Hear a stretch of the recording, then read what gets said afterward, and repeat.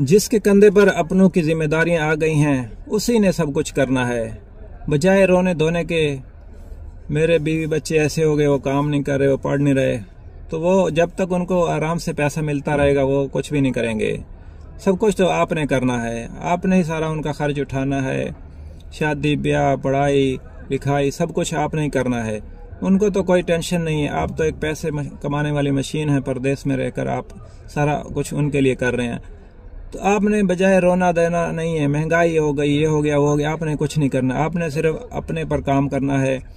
اور جس طرح ایک بیل ہے وہ اس کو جوت دیا جاتا ہے اور وہ آنکھوں پر پٹی باندھ دی جاتی ہے، آپ اپنے آپ کو یہی سمجھ رہے ہیں ہماری آنکھوں پر پٹی ہے باندھ دی ہے اور ہم نے جتے رہنا ہے اور چلتے رہنا ہے اور کما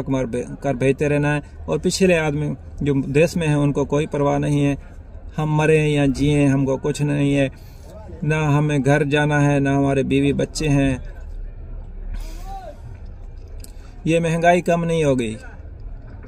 چاہے اور 10 سال آپ انتظار کر لیں مہنگائی کم نہیں ہوگی۔ ہم نے اپنی آمدنی کو بڑھانا ہوگا، جب تک آپ اپنی آمدنی نہیں بڑھائیں گے، ایک سے زیادہ کام نہیں کریں گے تو کچھ نہیں ہوگا، بجائے رونے دھونے کے کچھ بھی فائدہ نہیں ہوگا۔ تو اپنے پر کام کیجئے، اپنے وسائل کو بڑھائیے، اپنے ایک سے زیادہ کام کیجئے، پھر ہی آپ اس مہنگائی کے ساتھ سروائیو کر سکتے ہیں، ورنہ آپ یوں ہی روتے رہیں گے یہ ہو گیا وہ ہو گیا تو